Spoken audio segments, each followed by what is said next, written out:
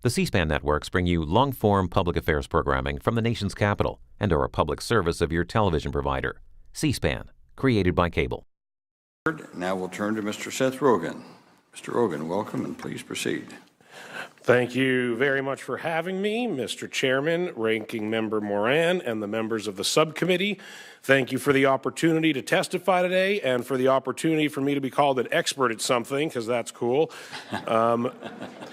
I don't know if you know who I am at all. You told me you never saw Knocked Up, Chairman, so it's a little insulting. But I want the record to note. Very important, guys. I want the record to note this is the first time, I will wager this is the first time in any congressional hearing in history that the words knocked up has ever been. Oy, you're not going to like the rest of this then. First, I should answer the question I assume many of you are asking. Yes, I'm aware this has nothing to do with the legalization of marijuana.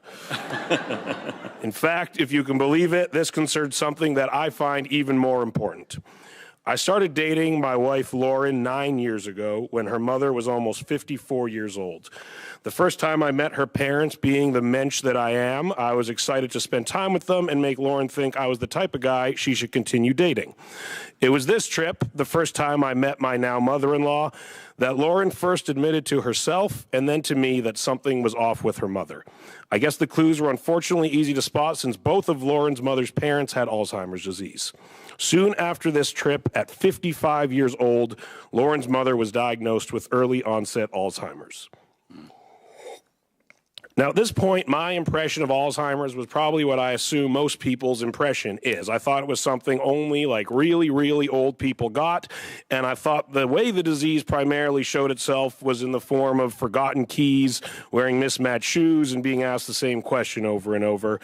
This period, which was the only way I'd seen Alzheimer's displayed in movies or television, lasted a few years for Lauren's mom. After that, however, is when I saw the real ugly truth of the disease. After forgetting who she and her loved ones were, my mother-in-law, a teacher for 35 years, then forgot how to speak, feed herself, dress herself, and go to the bathroom herself, all by the age of 60. Lauren's father and a team of caregivers dedicate their lives to letting my mother-in-law be as comfortable as she can be. They would love to do more but can't because, as you've heard, unlike any of the other top 10 causes of death in America, there is no way to prevent, cure, or even slow the progression of Alzheimer's disease.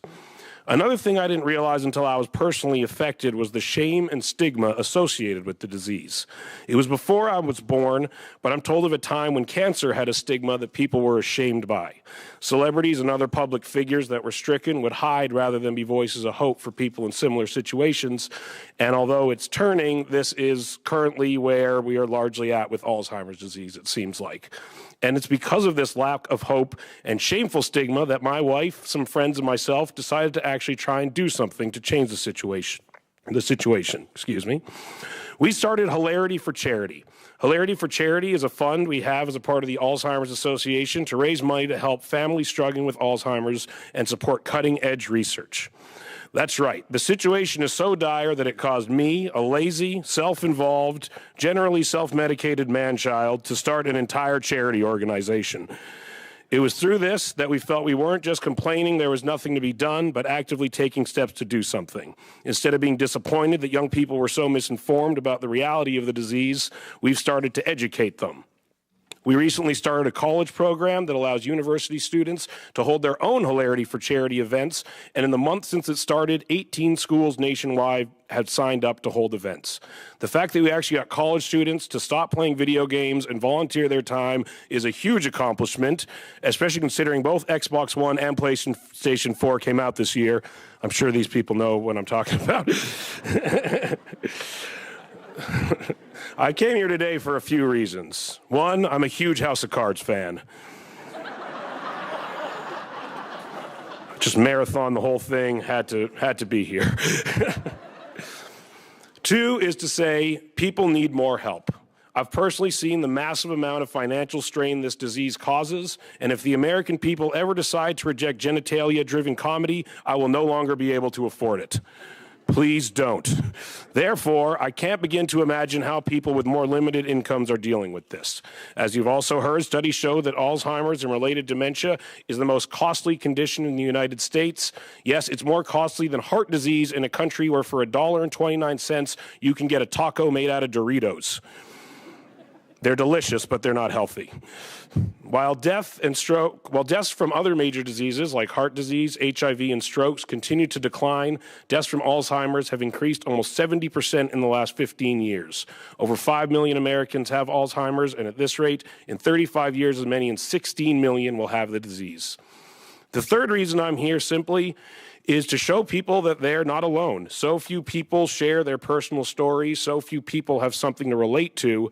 I know that if me and my wife saw someone like me talking about this, it would probably make us feel a little less alone. Americans whisper the word Alzheimer's because their government whispers the word Alzheimer's. And although a whisper is better than the silence that the Alzheimer's community has been facing for decades, it's still not enough. It needs to be yelled and screamed to the point that it finally gets the attention and the funding that it deserves and needs. I dream of a day when my charity is no longer necessary and I can go back to being the lazy, self-involved man-child I was meant to be. People look to their government for hope, and I ask that when it comes to Alzheimer's disease, you continue to take more steps to provide some more. I would like to thank the committee again for the opportunity to share my story and to voice my wholehearted support for the continuing work that pursues a cure for Alzheimer's disease. Thank you very much. Thank you, Mr. Rogen. That was great. That was very, very good. Thank you, thank you. Although I'm sorry you had to